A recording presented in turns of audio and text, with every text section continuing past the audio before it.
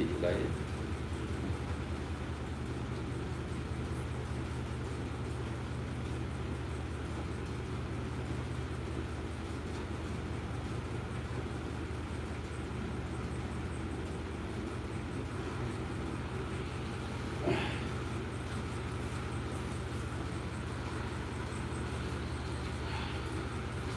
miền học họ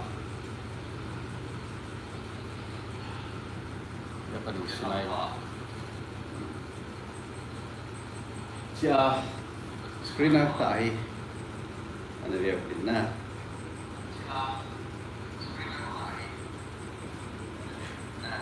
đó rồi đấy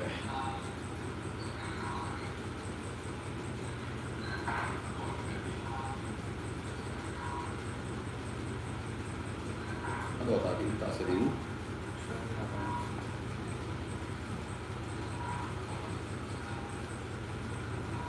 Tunggu sangat sun kana sekan live in zone kana seyen soler news in zone kana seyen Kuki media team ho pile isi media langa paling lau zo si kayu isi Kuki media team ho in to gon hat kana event project kana event Jadi chun nampi ada dengan panla nom hon panla sih ke dia है kan से सा के के pon kuki channel in zone in bolin la kuki media in zone bolin jadi asum thot na ding zone ka pien select ko dong sumit thot mai le screenshot in thot na ding in number ka zone pien mi tam ta in Panai latan, ni kam tak kipile, ni zan karin, panai latan, pata amin hole,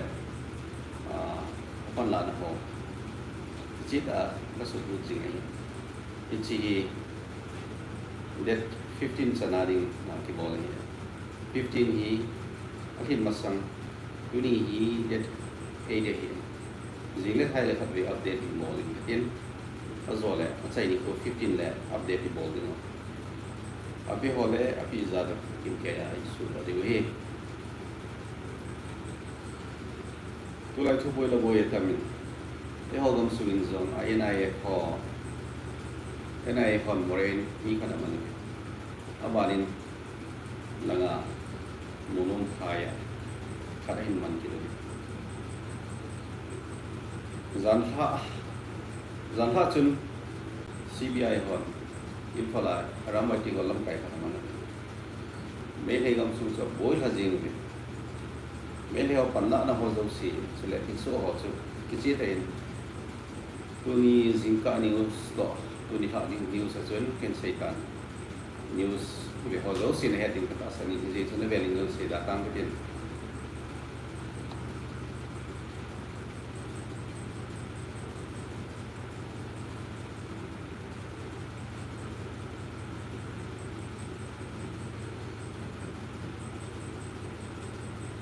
Meilhei ho panna bunga koi ho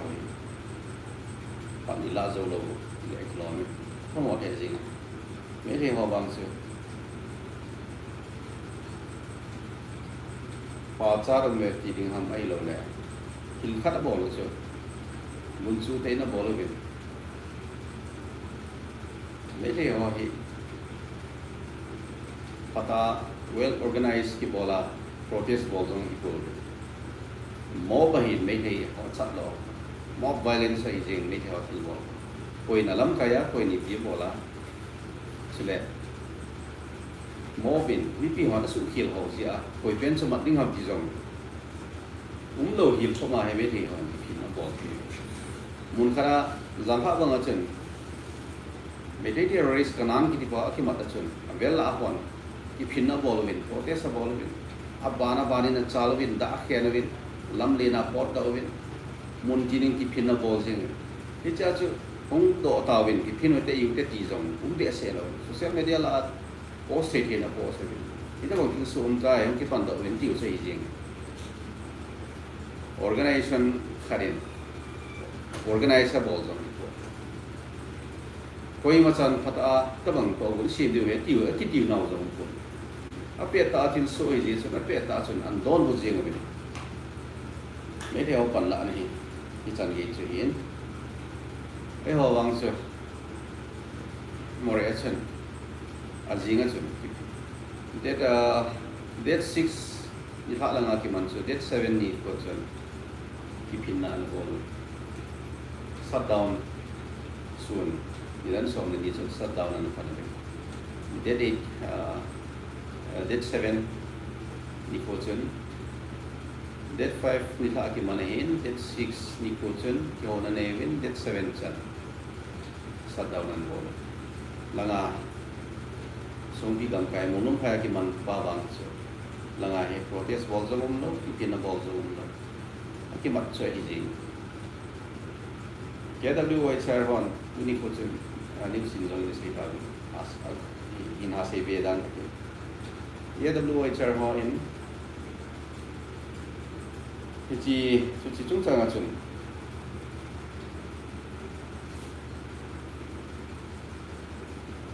press statement kan so da chu press statement so da so hi ji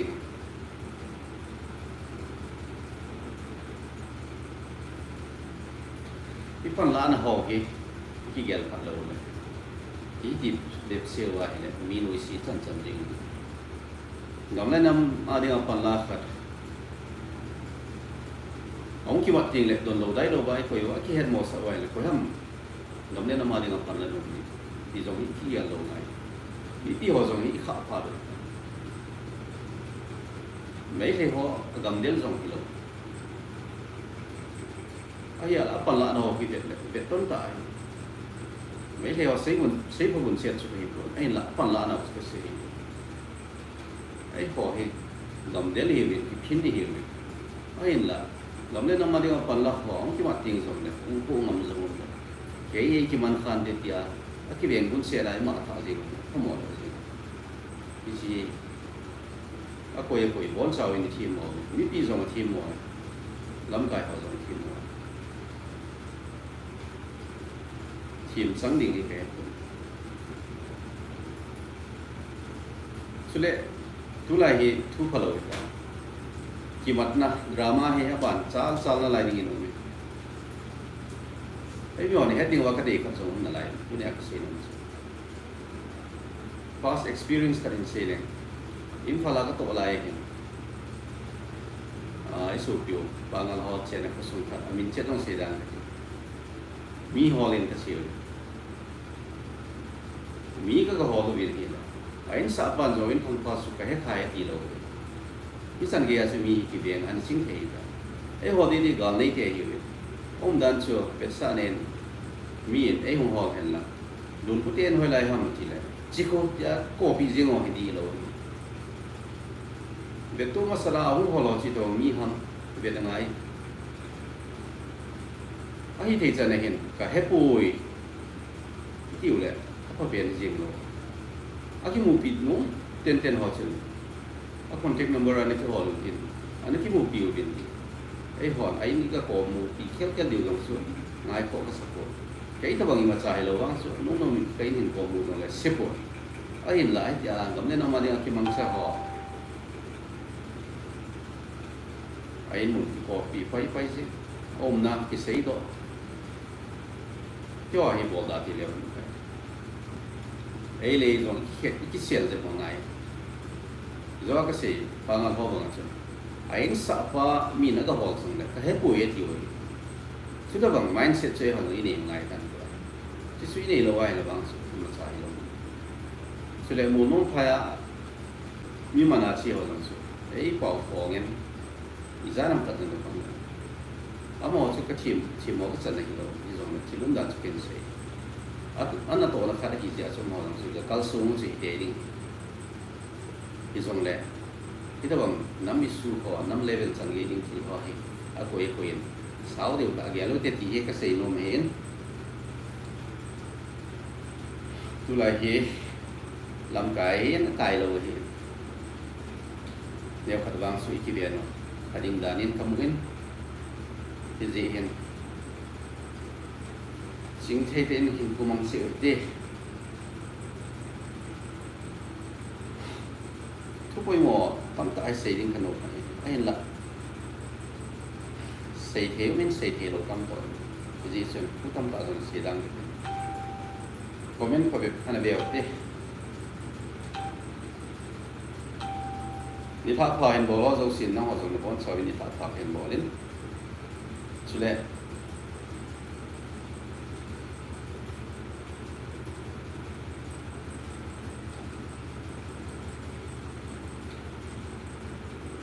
Meilhei petrol ki sun kum ho cho hi chan ge na mo hi chi Meilhei wa drama hi new sa ka setan Meilhei wa drama tho thim te hi drama hi bo ve Meilhei wa thim bol ho jo si Greater Mizoram hi the lo ding ham Greater Mizoram to UT del hi ki bang hi Greater Mizoram hi UT del sa wa ha zo ding a ka yan na lai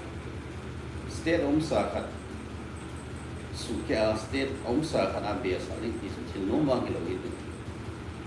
Greater Mizoram of Ilam dinga hi de Greater Nagaland so a lo thing ni ta Greater Nagaland zong lo thing lo a lo thing lo na azi factor tam ta zong le thil wai wang lo NSCNIM hon atu ten lo zi lo bi mai thi NSCNIM hon impossible ai the lo ding be separate constitution to separate flag demand bol si zong hi mai thi a hin la ichi chungchuna state omsa izanam kharin sukya Greater Nagaland sin lo ding ti so affected party yung tamdi Arunachal Zogen sukha ding Assam sukha ding Manipur sukha ding states thum and sukha Greater Nagaland sin lo ding ti so chi phasat wang ahi chosi ahi loting lo zo mai the hin Greater Mizoram ki sei jong hi UT del Sawai ha zo ding a he tam zo ki le ken zong ka ge Greater Mizoram bailam cha mu the le ibola kon adel dani thil bai bang hi lo hi thil bai hi lo dan dan chu Mizo movement la ya chu ai hoi chen na gom sung long he na hup so a hin la Manipur khalna Manipur government in khalna pi lo di objection of all di boina lin ta thung di a hi chu head je ba chen nào cũng cái chen gam su si si so ana ka hau so le ai ho ki ka house ki su be dei lo loi so le si pai to na ki tho loi za chom factor tam ta anum song le Manipur ga si tha Mizoram ma be sa ding to go na hi ja chu si pha sa ta hi ja Mizo movement bol han zong ana nga do khau da ni no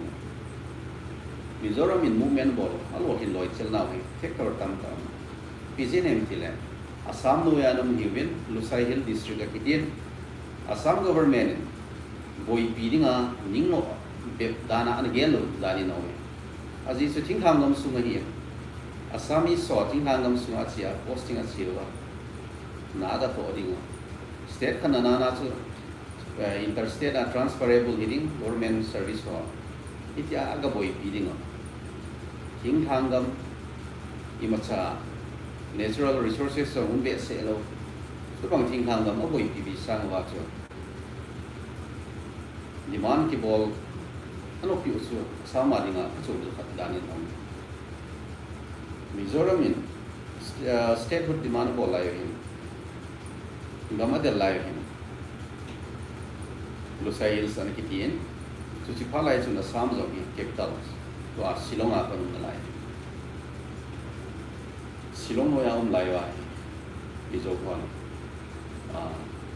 mau tam zo ba movement in bol par wa kona chu movement a chit piu chi piu ba Union Territory he government in ana pi ko ai Union Territory a kona state what in now he so lo lai ti le 86 87 chu ang hi pek na lai Mizoram abai jem na chu ka sei ka Assam in objection bol lo je ai ho Kukiten movement zo hi Manipur in objection bol lo hi po ko le abai ding i chen khom piu mi lo ho ta hin ki pang kom the le bang so me chang chang khat long ha do lo hi la ama honjong ilung tu pui mun na thei ding alam piu ni ai lai chi chen kom pi ho i Christian chen kom pi ho i lo di pi the ti wo pi the ai hi lo ji wa hi e ho ding ai ma sa ni ta lo hen Mizoram Greater Mizoram ki tiwa hi abang ini gya la bailam ta da ni gya ni chi gya hil kha ding hi Mizoram ki ne piu he sepur ahin la Mizoram Greater Mizoram sim do ding ki ne pi khaw le bang su mo se su ading ham ji sao ka kain se hin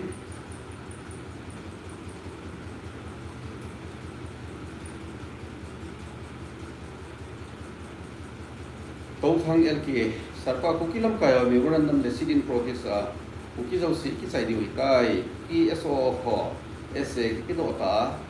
bi se be diu tham akimale kukis SO group asu ai ho the movement bo we cha SO bi tau thang LK na se ba lai resident process le memorandum hi wang su ha bo te jing pha effective base pun memorandum ki ti jong se masam kan se tan memorandum is at pi lo ka memorandum pi lo ho ki pi na ho win amu mo mong ne de ti jong hi gel he kam se re sidin protest bol si win memorandum pi ai la memorandum pi na ho win i pin na ho di mani bol ho i happy di winam ti jong hi gel le kan ke ki phini yo le sanga cho effective trading government na kola lu trading i movement no hard base sa na trading ho zo i bol wa pha lam i zo ngi ken be lap no men x min ku ki ai ho district nia SA del di bang ve ai ho district a SA del di bang ve i cheu he SA di event khanuma hele district khatin to na boi itya bon sawa ki go khoma I bol ri se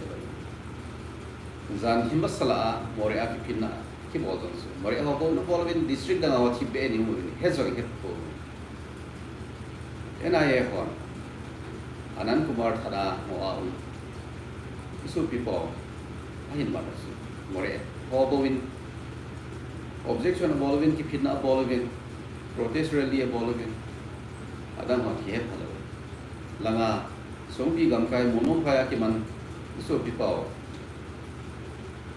gamle na mading apalla ahiwin akimat zia uni ko a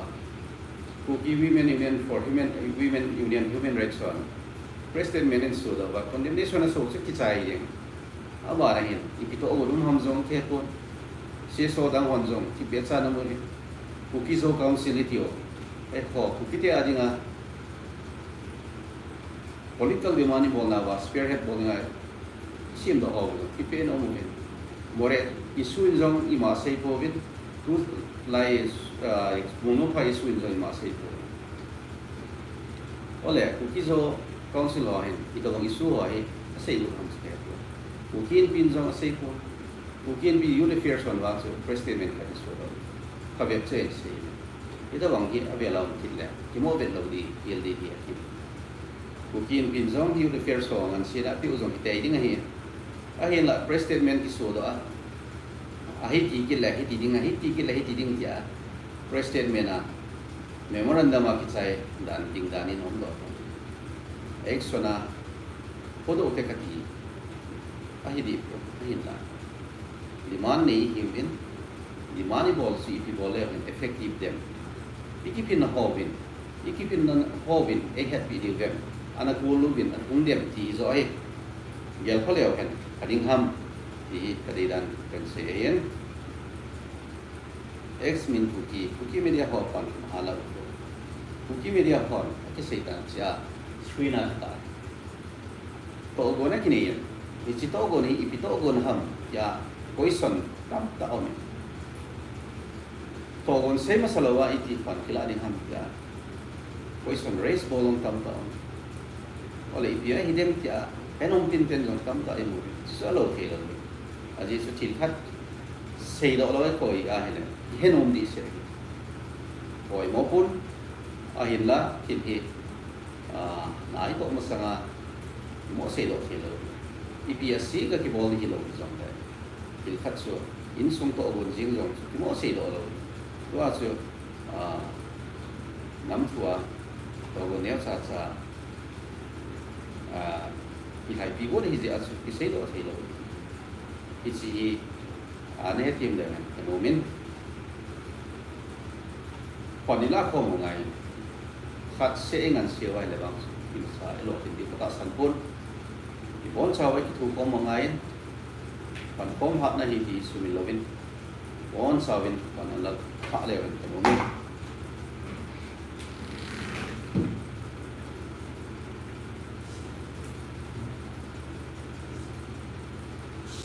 to thang LK ku ki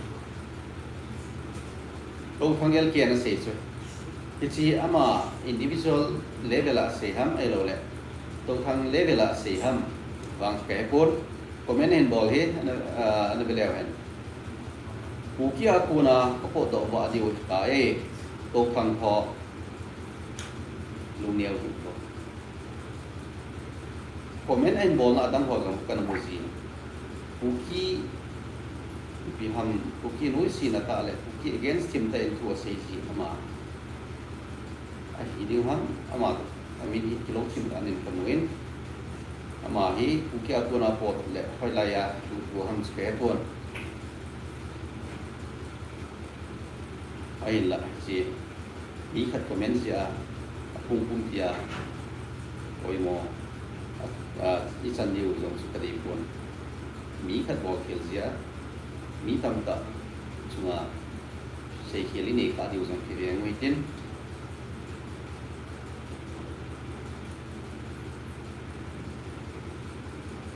Meilhei te no ya sanga mi zo te no ya su ha zo ding ye bu mo se yo go a se pa min lo sin do da jing ule na o pi yong ki tu mo le ki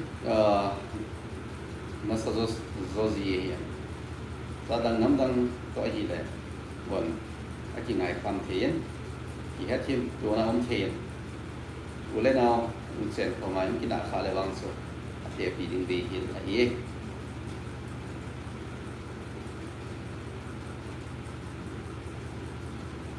at di Mapur tu Kangku PD 13 lang le nong tak chiti talo di ham National Highway alternate road khat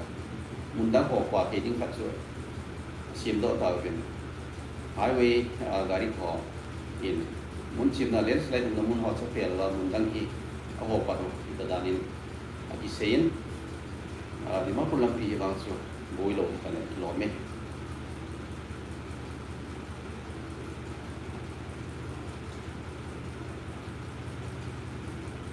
Aki tu mo hi po ve su sei to se ngai poi I bo kit pa de le ye ta cha pa ta cha nu ki cha pa ki cha nam cha nu I vet sa ki de le aki jing ye tu tam bal tai pa tu a ki tu hi de ai hoi ki tu mo hi po ve organized bowling ha sam ji hi ka sei bang hin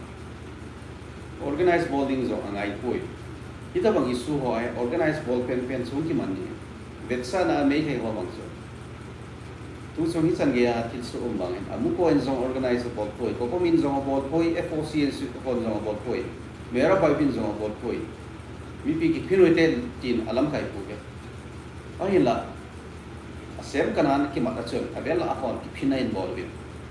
da khena win abana veng hon en ball win pan bana chi ki phinau so cha la hi Ki phino te ti a organized ball jong chum lo CSO atum bia ki mo ga chan ni zo mun thei lo a ki phino la piwa ki phin ji ka bang Meilhei ho thil ball hi eman zo I ko piu ngai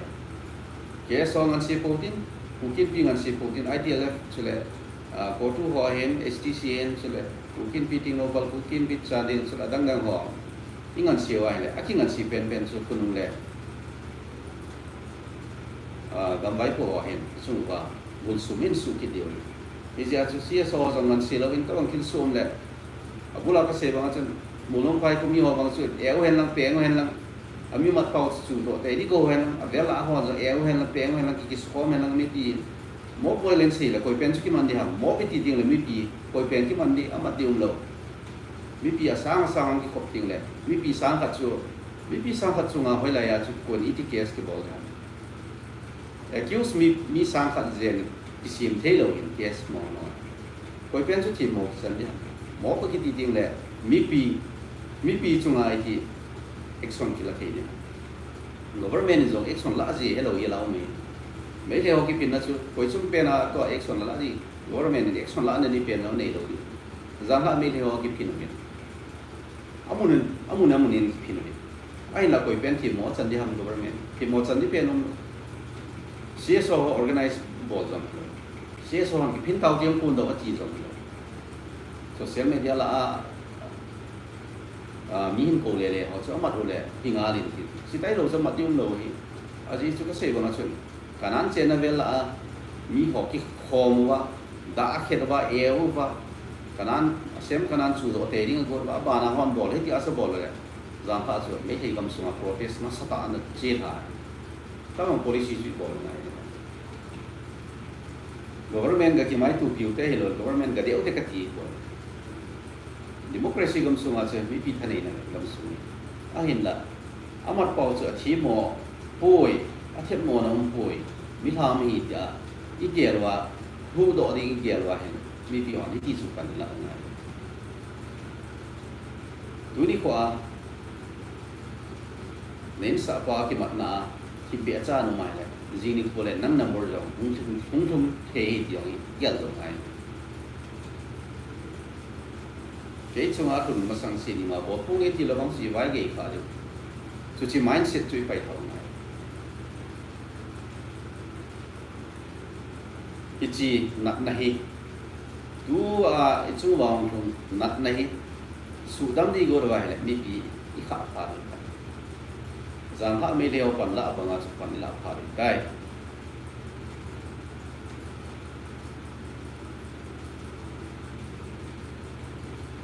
comment la don the kai sim de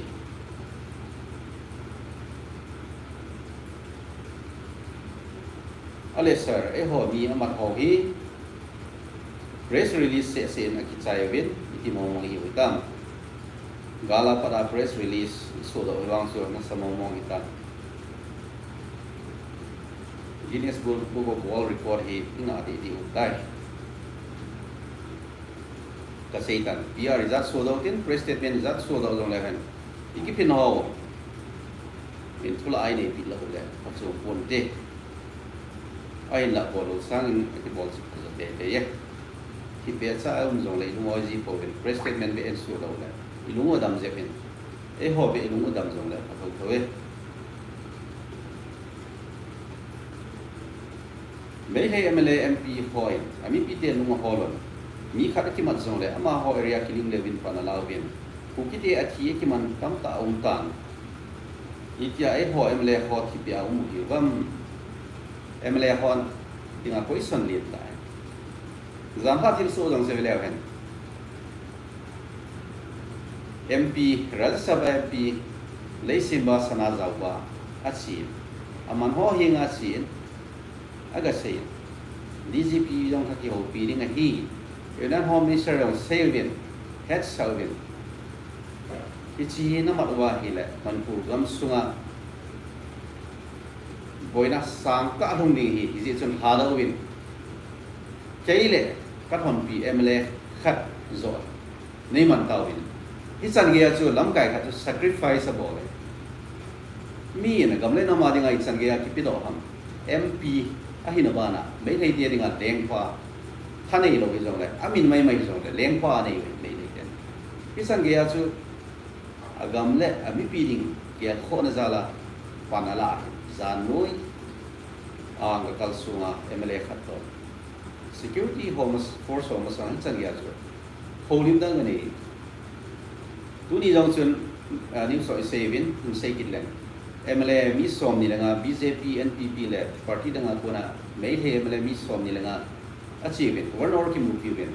asem kanan ki manna chung sang ko ko na ne ven ha do sa te ring chu atu ai là NIA case CBI case a ko o ho chu cái một thảo đồ đình sự kiện thì cả rồi thì xong lệ áp còn lạ nào sẽ dùng ba ra đúng cột xiên ấy họ vắng chưa cái bàn họ cũng là cầm sen pha dùng đi gì phổ biến thì áp còn cái lạ mà lạ mít tiền rồi vắng suy cái hiểu về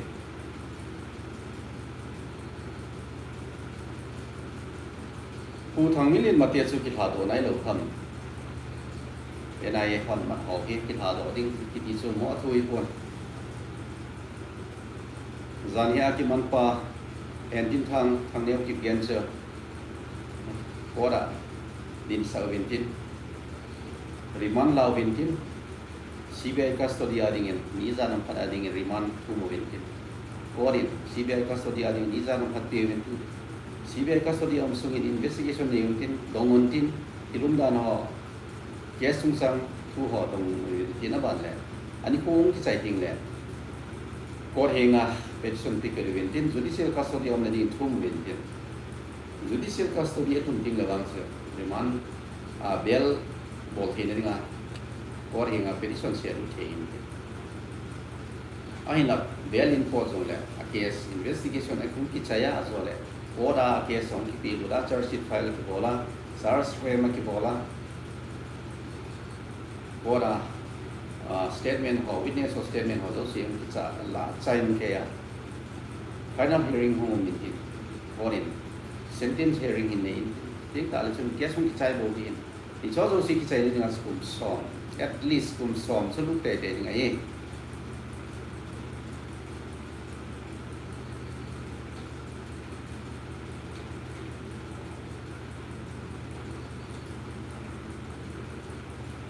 trái bồi pilo lắm cái này đều hiện cái sung cái tổ phá đều cái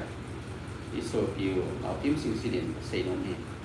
lắm cái họ hiện trái base isu hỏi bồi pida đều hiện những phần phải sung cái những phần phải sung cái tổ phá đều cái thì sang cái mà đi nó giống mình chứ đi lâu giống ngày thế thì mỗi bên bò khi ata hipon ti ata hi lệ thiên bò nhiều phật sa hi bò phô vi azi chu lắm cái hàng san ini phô vi ít nhiều min lệ lắm cái khang thà hàng san ho cái mặt lệ lạc khơi mà thiên phô vi này thì chỉ mi pi lắm cái thiên mỗi san này khát ông khi bắt đầu rồi là hu gì phô anum thốt gì phô vi tốt số gì phô vi mi pi rồi ít kia khát ông này thì cắm sẽ viên movement sam lam kai ho thep chi mo chana ai la ai ho zong ki pando ko covid ai hon zong comfort zone da ka nop cha covid lam kai hon zong da ka nop cha pon a ki bang le ki bang yu ve yin pu bai de tu din mun hi referee pan alang false amat ji hin red card yellow card kon amu di ham penalty Hilouham match kon azo di ham result nai lam ile long kim ta ye get comment bia da tangi che ichi tu lai su to kisaya comment pa ben ki bol ha che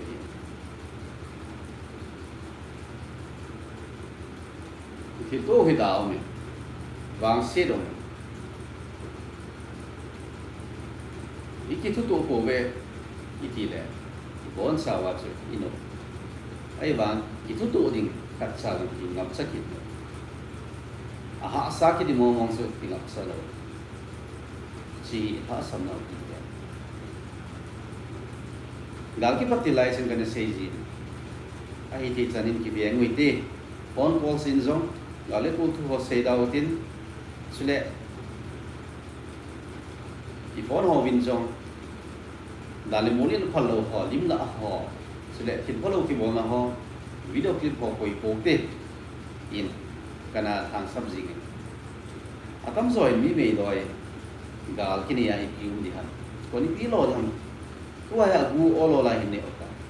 I on ho e phatain ana veleo mobile la ko na he ban bana mungkin mandi khát mobile gì khát cái mặt bé khát aguna khát cái mặt bé khát aguna khát cái mặt bé aban ông chal ding chi nat na chi virus aban ông chal la izar ham khát hin ka pha ding hi chin nat na hin za nam khát hi su da mo hi la in pha ding hi om do kan ati la bula ching thei te na nun hi le i chan ge ham kan hi na hui do diu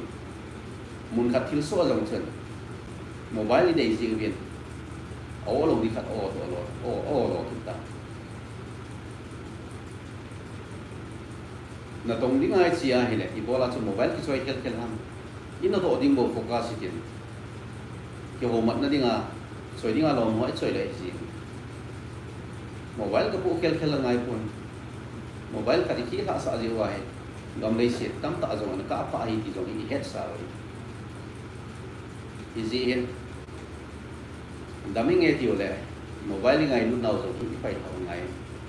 mobile gì hết bôi lâu đến tam tạ bôi lúa cả pha lâu đến tam tạ cả pha lúa tay thì giống như cái xây độ nó mà hiến tua quân bên bằng chỉnh thể tàu thế số chi lâu lệ chỉ nát là hình năng lệ kỳ giống hình tổ phá đi ngay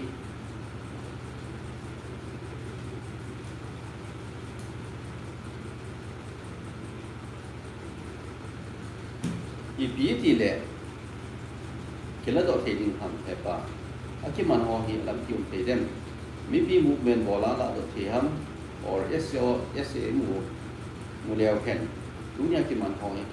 kila do the dem dunia ki man ho hi ala do ne ding hi ora judicial custody yang pun tin ora bel bola la do ding thelo lam tium pon sule political solution ang ma cham na mo na ni sim do alanga kinuk tu na dung zuya government to kinuk tu na dung zuya general amnesty ki dal sma til ki bo ho zo si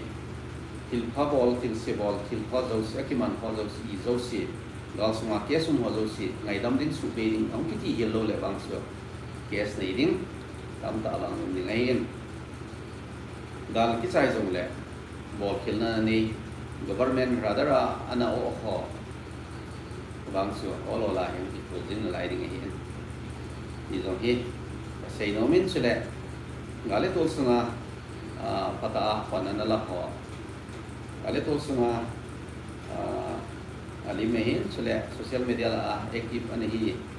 aki man cha na ho ana ko do jing ho ana ta lang jing ho ki sei wa le ngai da ding tam ni gale to sunga ni ko do nom ho tabang nom mi ho chium khau wa hi le ki den jep do wa hi le tu lai na hin nang zo din pha e hin ji chun tu lai na hin na pha lo na ding chi nat na ko na ki ben do thi na ding nang zo lo le ai ngai sa ho so ana kini atan ki long hi ben sei no me boy nu ho ki bin sei khat chin sei be nge sar whatsapp kada ko mu chu tu chung summer parliament session na hi i chung thu ki sei ding dan ko ka za zabin ka ham pulam le han ai ho chung sang thu sei na ding a chung ma sa pe na hi cabinet din an sei ngai cabinet din pass bol lo la ya cabinet din parliament na lui do ding long ko lo la ya ai ho chung sang thu ho parliament ang kun din so kil asa ai la ai ho chung sang thu ang so ai ho ai pan piu ai lo la ai ho i poi na ho ai ho ai pan pi hi zong le manipur poi na ko sa ho in lang so parliament na question raise bol the in zero wala ho raise bol the we idia so question ho adong the we hin la ai chung thu mo political solution mo nga sei de ding abang so a step zong pan lo lai union home minister khuda musanga eso group photo MHA palai eke misra ho ni ko na ho MHA kurang na lai MHA cabinet ahin pin lu ki lai cabinet ahin pin lu liu ke cabinet impossible ding le parliament ahin loi do ding concern department MHA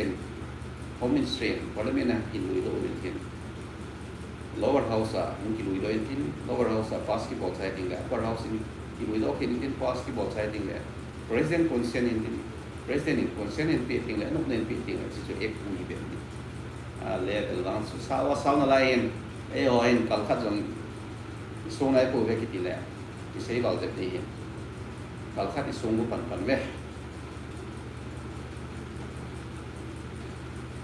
Kukiten news kung hapa no sa ko ipapium tani ipame Kukiten news nang zong nang pia na kinapti khat ne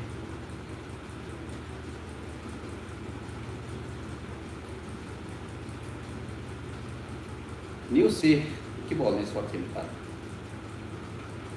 page channel long choi ko de sa ji zong hin tin comment la ben a hin a timing hi thele de yom ai lo la a timing lo sin a ki su poi ai lo wa hi la a timing im sao lo sin anok na wa ne adi nai on cha di su hi le a hin lai chi hi page channel ho lo mai ko TV news channel ba ko sub mi hon sum le pa ya sen nào rồi mới hiểu em dùng in sung in là bộ sự là còn cảm giác chung chung có cái buổi bị có mấy gì cái buổi ní họ sát ní dùng ông gì in là lô Inei ní in khó tại Inei ní ít gì ní in đang ngay cái mặt sợ ní dùng ông gì các bạn đi qua lên cái bài gì có dẹp gì bài gì dẹp gì có một sao Hitam ta zo ki phalam ho me ne gel ko je wa so ba ye sa ro ki ba thu thu ai la ken se nom so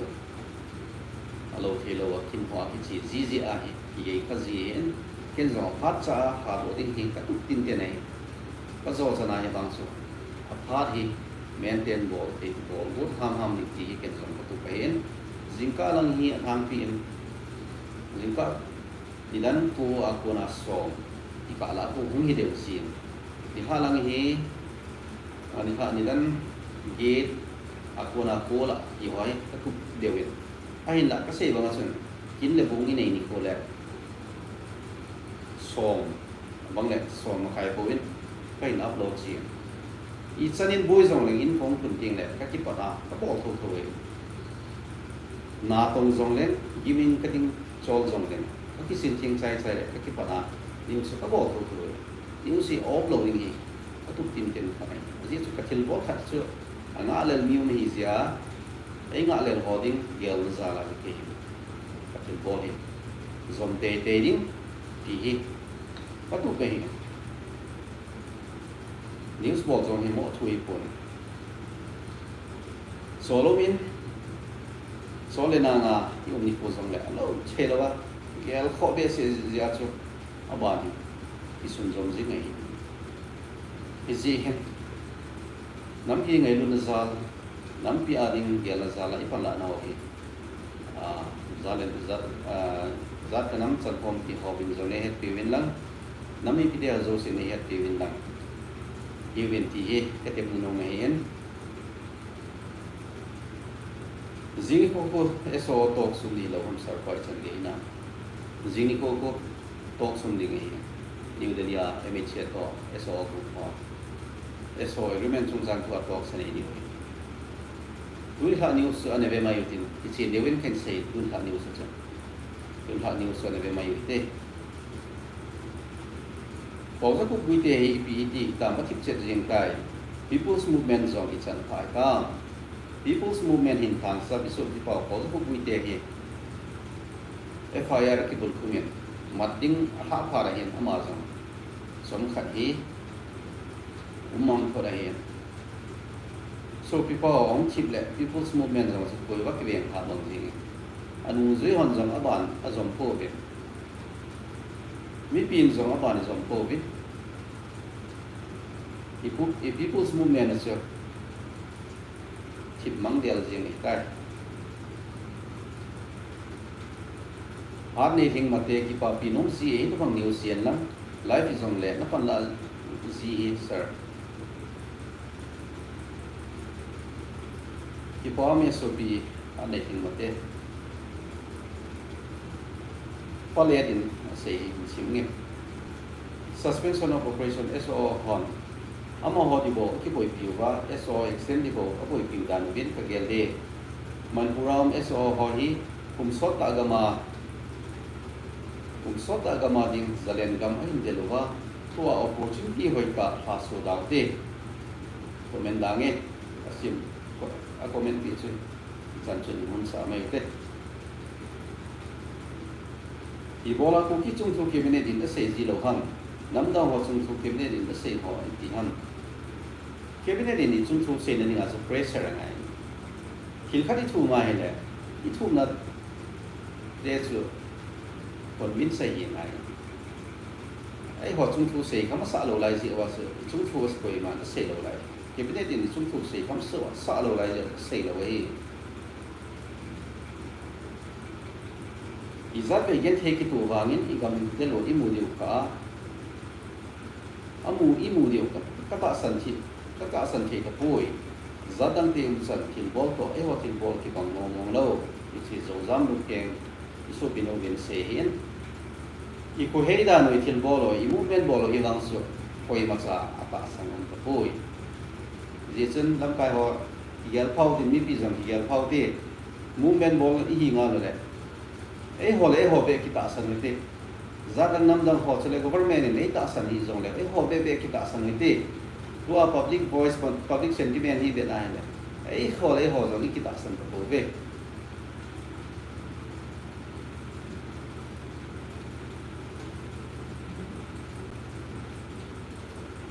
Kukini usin sei kan sei be. Sarpa nunga thu kiziku paten sarpa nunga thu kiziku paten sibutin. Panasu ke ti namite siji ahe kan dosa mo hen tun thai avel vela se le na sim ding i ja background ai ka dosa hen ichi nam ka ngai lui ti le si hoi den ana ve wi ti izo lo se ki pu izo kham ki ti hen ichi ahe ke hon chen sim na ding ka bo lo pun thil phading gelna ki bo lo Ichi mi khat ni in ahin boy bidding hi boy. Kuki sunga media team ho mi tam ta in ichi in kichi hapia ungki kal sunga hi. Ken zong ka bol num lo hil khat. Alo thelawa nam pi ngai lu sala ka hin bole. YouTube ko bol hi 2017 atona tu sala he. Khat ve cha zong crowdfunding ti ka bol kha lo. Ai la tu sunga loi le pai hoi sei je ai ken bol hi. Bolom lo sa di zaram ka jong hi delay kana bol ni zaram ka kong kiela lo thelowa to go amol di mo so te ne ding gela su ken so ken bol hi zen it is screener TV screener ki sun hi wang so ana ko sa tin nam pi ngai lu salin pan an la si te in zo ke ma ta in zo ken ti me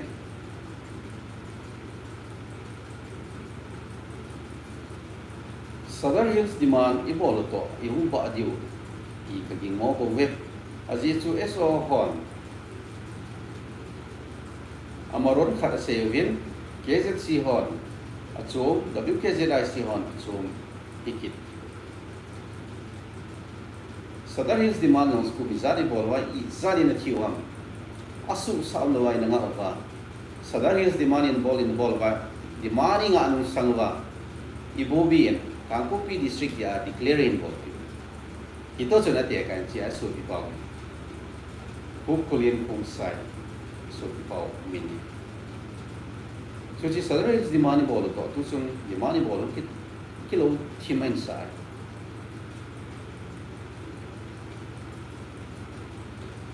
Political movement spearhead bol ho ahin. Ito zongi tigel paw. Political movement spearhead bol ngalo le. Yelpau ite. SO group ho. Ichi political demand ko na ba. Alam kairing spearhead bowling a ingan sheet awa hine. SO group ho ipi bowling hata inung thuk thei diu ham ngai tu ite. Pressure group ha na ngai. SO group ho asai diu sa diu ho atu se ho effective hina ding mi za the mi gin the mi na thula the hina ding asu pressure group ha ngai pressure bowling ho khipia ito mo nói cái tàu lệ point pressure bowling ta point SO ho sa thula dia trong hi kigal pa ngai hil khadi bola hele grassroots level la pa ngai e ho hi chung lang pen chi ji wi hi chan lang en ki pan ji hi le to la ta khi ni hi wi ma de ni hi ji di lo hi le to gun khadi grassroots level la in pan ma saw le o lo la khang le wen to ai hi chan lang ka di pa e ho chan a ki pa do hi le ki chai ati lo bola separate administration demand an phung do ho jong to again la mo ki hello separate administration dia peng peng ho CSO ho jong hi masang dong zo ta lo mi pi jong masang ki bang ta lo ke jong chu no mi jong chu no ki jong e ba be ke o hi chi bon sa wa ki ya ta lo bang su so that is the money ball sung bang be be sel di ham di so bi bon se che ken jong ko me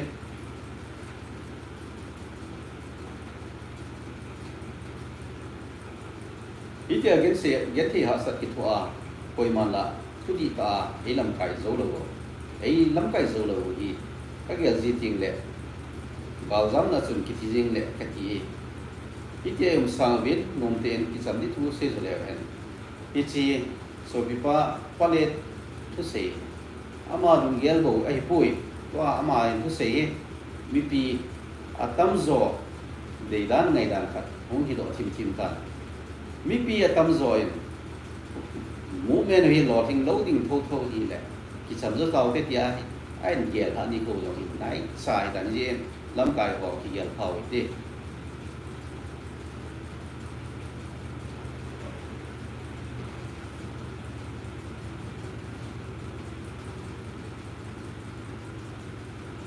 ku ki ni sin se cho di nai suma pangloi pa pangloi mi chu pan dan ki pangloi nam na to ri chom chi mi cha so pio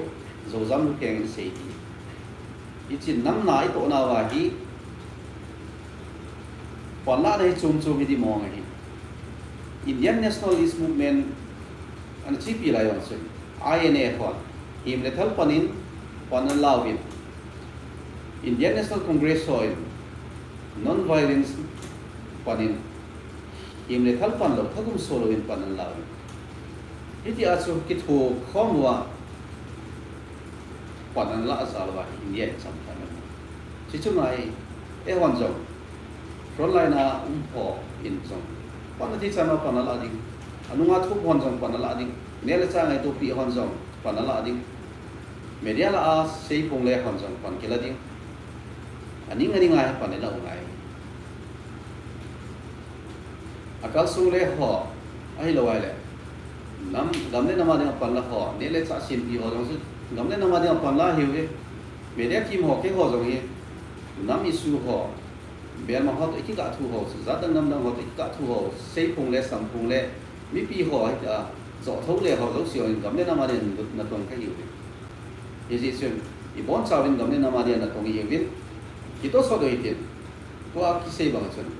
sumle pa ya pang lo yu ngai ta le zuma pang lo yu ngai I bỏ thì là siêu ở phần đi lộng này ấy